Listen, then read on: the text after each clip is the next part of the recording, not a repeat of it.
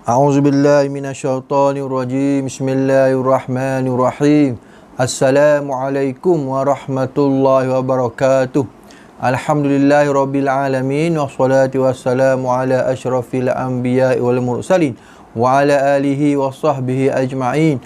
Rabbi shrah li sadri wa yassir li amri wahlul 'uqdatam min lisani yafqahu qawli. Allahumma shalli ala sayidina Muhammad tibbil qulubi wa dawaiha wa afiyatil abdani wa shifaiha wa nuril absari wa dhiyaiha wa ala alihi wa sahbihi wa barik wa sallim. Alhamdulillah tuan-tuan yang dimulakan Allah Ta'ala, pada malam ni insya-Allah kuliah takmir kita untuk surah Muhajirin Taman Sungai Sirih, iaitulah yang berkaitan dengan fiqh. Iaitulah kita masih lagi dalam tajuk perkara-perkara rukun solat.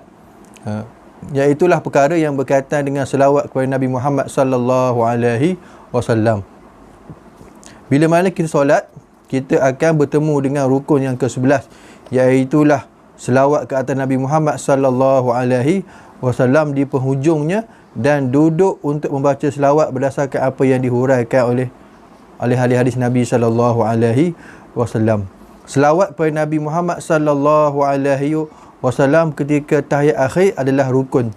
Bila mana tuan-tuan yang dimulakan Allah, bila mana kita duduk tahiyat akhir, maka kita akan berselawat Allahumma salli ala Muhammad wa ala ali Muhammad kama sallaita ala Ibrahim wa ala ali Ibrahim wa barik ala Muhammad wa ala ali Muhammad kama barakta ala Ibrahim wa ala ali Ibrahim fil alamin innaka Hamidum Majid.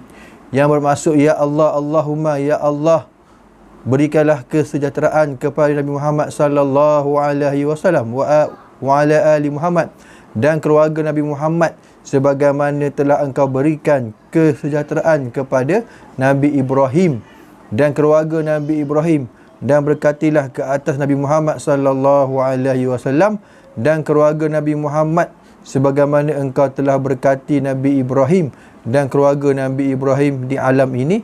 Sesungguhnya engkau maha terpuji, Hamidum Majid, lagi maha mulia. Jadi tuan-tuan yang dimulakan Allah Ta'ala, setelah mana kita selesai memuji Allah, memohon diberikan petunjuk ke jalan yang lurus, memohon diberikan kemudahan hidup di dunia, memohon agar diampunkan segala dosa, memohon keselamatan hidup di dunia dan di akhirat, maka solat yang kita tunaikan akan berakhir dengan salam. Bila mana sebelum berakhirnya salam itu, maka hendaklah kita membaca doa. Namun diriwayatkan daripada Rasulullah sallallahu alaihi wasallam bahawa sebelum salam baginda membaca induk istighfar, meminta ampun daripada Allah Ta'ala daripada segala dosa, sama ada yang dilakukan di masa lalu atau di masa akan datang, sama ada dilakukan secara sembunyi-sembunyi atau yang dilakukan secara terang-terangan, malah apa sahaja dosa yang Allah lebih mengetahuinya daripada kita. Allah, bila mana tuan-tuan yang dimulakan Allah Ta'ala, sebelum kita memberi salam, maka Nabi sallallahu alaihi wasallam akan membaca doa.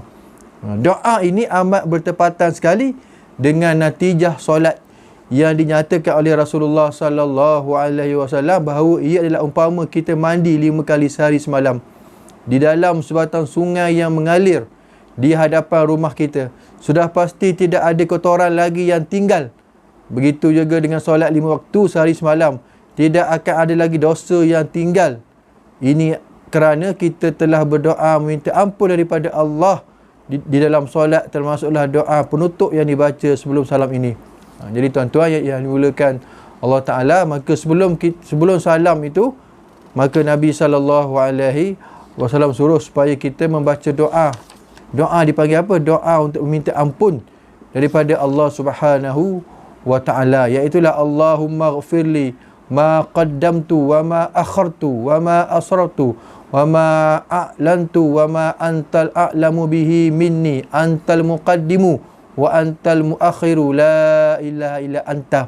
Doa sebelum salam yang dibaca oleh Nabi sallallahu alaihi wasallam, iaitu doa penutup yang dibaca sebelum Nabi sallallahu alaihi wasallam memberi salam, iaitu Allahumma, ya Allah, ampunkanlah aku, ya Allah, Allahumma ghfirli, ya Allah, ampunkanlah aku dosa yang telah aku lakukan dosa yang aku lakukan masa lalu dan dosa yang aku lakukan kemudian, wa ma a'lantu, dan dosa yang aku lakukan secara terang-terangan, dan dosa yang aku lakukan secara sembunyi-sembunyi, dan dosa yang engkau lebih tahu daripada aku. Antal muqaddimu, engkau Tuhan yang dahulu dan engkau lah Tuhan yang kemudian. Tidak ada Tuhan melainkan engkau. La ilaha illa anta. Maka tuan-tuan yang di jemaah surau yang dimuliakan Allah Ta'ala, sebelum salam maka Nabi SAW suruh supaya kita membaca doa minta keampunan. Allahumma ghfirli ma qaddamtu wa ma akhartu wa ma asrartu wa ma a'lantu wa ma anta a'lamu binni wa ma anta a'lamu bihi minni, antal muqaddimu wa antal muakhiru, la ilaha illa anta. Allahumma ghfirli ma qaddamtu wa ma akhartu wa ma asrartu wa ma a'lantu wa ma anta a'lamu bin wa ma anta a'lamu bihi minni, antal muqaddimu wa antal muakhiru, la ilaha illa anta.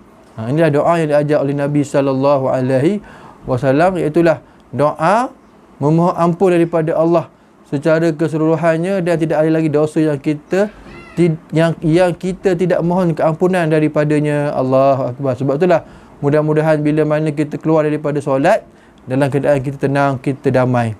Yakinlah bahawasanya Allah Ta'ala menghapuskan segala mudah-mudahan dosa-dosa kita, mudah-mudahan insya-Allah.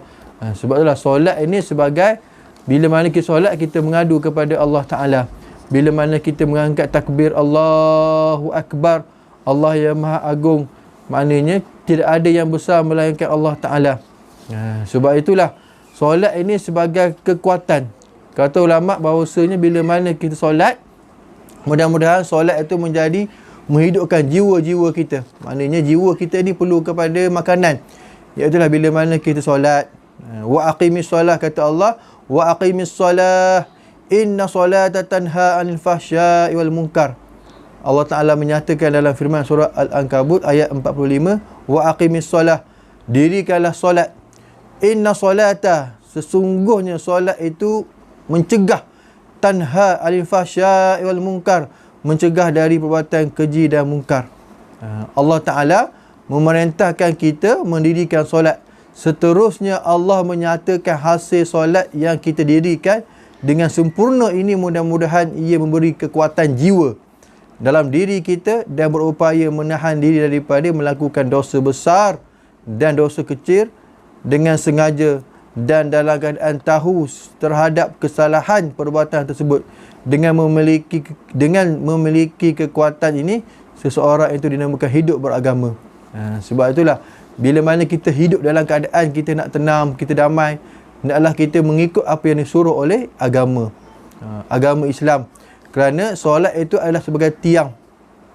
As-salatu imaduddin, man aqamaha faqad aqamaddin wa man tarakaha faqad hadamaddin. Kata Nabi SAW, solat itu merupakan tiang. Maknanya kalau rumah tu bisa ada tiang, solat itu merupakan tiang agama. Sesiapa yang mendirikannya bermakna dia telah mendirikan agama, dan sesiapa yang meninggalkannya bermakna dia telah meruntuhkan agama. Allahu Akbar. Sebab tu tuan-tuan yang dimulakan Allah Ta'ala, maka bila mana kita solat, maka naklah kita solat dengan bersungguh-sungguh. Jangan kita khayal, jangan kita hilang tumpuan dan sebagainya. Kita seolah-olah kita berada di hadapan raja. Solat itu mengadu. Kita sedang mengadu kepada Allah Subhanahu wa Ta'ala. Kita mengadu kepada Allah, diri kita lemah, kita ini tak mampu untuk menghadapi fitnah dunia ini. Maka kita solat 5 waktu sehari semalam untuk kita mengadu kepada Allah Ta'ala. Sebab itulah solat yang sempurna itu, mudah-mudahan bila mana kita solat dengan terbaik, kita solat dengan penuh penghayatan, penuh mengetahui makna-makna solat, mudah-mudahan solat yang sempurna itu akan diangkat oleh Allah Subhanahu wa Ta'ala. Kata Nabi SAW, barang siapa yang mendirikan solat pada waktunya dengan cermat, dengan basuhan wuduknya, diikuti rukuknya dan sujudnya yang sempurna serta khusyuknya, diangkat akan solat itu, diangkat ibadah solat itu ke langit dalam keadaan putih melepak. Solat itu berkata, wahai manusia, empunya solat, aku berdoa kepada Allah Ta'ala agar Allah menjagamu sebagaimana kamu menjagaku dengan sempurna dahulu. Sebaliknya, sesiapa yang mengerjakan solat, tidak menjaga waktunya dan tidak cermat basuhan wuduknya serta rukuknya dan sujudnya, solat yang tidak sempurna itu akan dinaikkan ke langit dalam keadaan hitam legam, sambil berkata, aku berdoa agar Allah Ta'ala akan abaikan kamu sebagaimana kamu mengabaikan aku dahulu. Allahu Akbar. Sebab itulah solat itu hendaklah kita lakukan dengan terbaik, dengan sempurna. Kerana solat itu ibarat kita sedang mengadu kepada Allah Ta'ala, kita ini lemah, kita ini tak mampu untuk menghadapi godaan-godaan dunia ini. Sebab itulah bila mana kita solat, sesungguhnya solat itu Allah Ta'ala menyatakan setiap orang yang solat mestilah menjadikan solatnya itu, solatnya mencegah daripada perbuatan keji dan mungkar sebagai hasil yang perlu diperolehi melalui solat yang dilaksanakan. Hasil ini hanya akan diperolehi apabila solat didirikan dengan sempurna, bukan hanya semata-mata menunaikannya kerana ia telah diperintahkan. Allah Akbar. Sebab itulah solat itu hendaklah kita dirikan solat. Apakah maksud dirikan solat? Mana kita dirikan dengan penuh kita penghayatan, dengan penuh kita tahu akan rukun-rukun, sunat-sunat solat dan sebagainya, perkara-perkara yang membatalkan solat, mengetahui makna-makna solat dan sebagainya, seolah-olah kita berhadapan dengan raja. Sebab itulah dirikanlah solat. Namun kadang-kadang kita mendapati orang bersolat tetapi hasil mencegah daripada perbuatan keji dan mungkar tidak nampak pada dirinya, kerana kemungkaran atau dosa-dosa terus menerus dilakukannya dengan sengaja dan tahu ia adalah salah.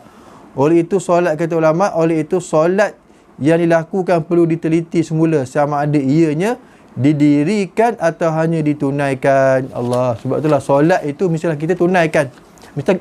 Solat itu mestilah kita dirikan, janganlah kita tunaikan. Apakah beza dirikan dengan tunaikan? Iaitulah bila mana kita mendirikan solat, kita dengan memahami. Sebab itulah kita memahami makna-makna solat, kita mengetahui bahawa solat itu kita sedang berhadapan dengan Allah Subhanahu wa Ta'ala. Bila mana kita rasa kita tidak khusyuk dalam solat, bila mana kita rasa kita was-was ataupun kita rasa solat kita tidak damai, tidak tenteram dan sebagainya, kata ulama bahawasanya bila mana kamu lalai dalam solat itu,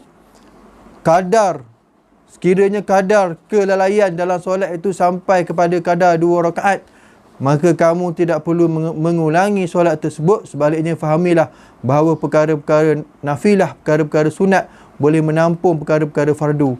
Oleh itu hendaklah kamu menunaikan solat sunat 2 rakaat dengan menghadirkan hati di dalamnya bagi menampung kadar 2 rakaat solat yang kamu lalai. Bila mana kita lalai dalam solat dan sebagainya, maka kata ulama bahawasanya hendaklah kita solat 2 rakaat, solat sunat 2 rakaat, supaya kelalaian itu ditampung. Dalam solat fardu, bila mana kita lalai dan sebagainya, maka adalah kita tampung dengan kita solat 2 rakaat. Justru kata ulama, setiap kali bertambahnya kelalaian kamu dalam rakaat solat, maka tambahlah bilangan solat sunat sehinggalah dapat menghadirkan hati kamu dalam solat. Contohnya 10 rakaat solat sunat yang bagi menampung kadar 4 rakaat yang merupakan solat fardu kamu. Antara rahmat Allah Subhanahu Wa Ta'ala ke atas kamu ialah menerima daripada kamu tampungan solat fardu dengan solat sunat. Maka inilah asas-asas dalam penjagaan solat. Allahu Akbar. Sebab itulah bila mana kita rasa solat kita tidak khusyuk, solat kita hati kita tidak hadir dan sebagainya, maka kata ulama bahawasanya tampunglah dengan mana kita solat 2 rakaat selepas itu. Kerana apa? Kerana kekurangan fardu boleh ditampung oleh perkara-perkara sunat. Allah Akbar. Mudah-mudahan tuan-tuan yang dimulakan Allah Ta'ala, saya rasa itulah pada malam ini, mudah-mudahan sedikit sebanyak untuk sama-sama kita memperbaiki ibadah solat kita, dan mari sama-sama kita berdoa kepada Allah Subhanahu wa Ta'ala. Mudah-mudahan Allah Subhanahu wa Ta'ala menjadikan diri kita diri yang mampu untuk kita melakukan perintah-perintah Allah Ta'ala, lebih-lebih lagi ibadah solat, ibadah puasa, ibadah perkara-perkara yang sunat dan sebagainya. Kerana itulah perintah Allah Ta'ala. Kerana apa? Kerana hidup di dunia ini hanyalah sementara sahaja. Kita sebagai pengembara. Sebab itulah apa sahaja yang diperintahkan oleh Allah Ta'ala merupakan bekalan. Merupakan bekalan kita untuk dibawa bertemu dengan Allah Subhanahu wa Ta'ala di apa? Di Yaumul Mahsyar. Jadi saya rasa itulah pada malam ini. Mudah-mudahan sekian. Mudah-mudahan ambillah pengajaran daripada apa yang disampaikan. Jadi saya akhiri dengan sekian. Assalamualaikum warahmatullahi wabarakatuh.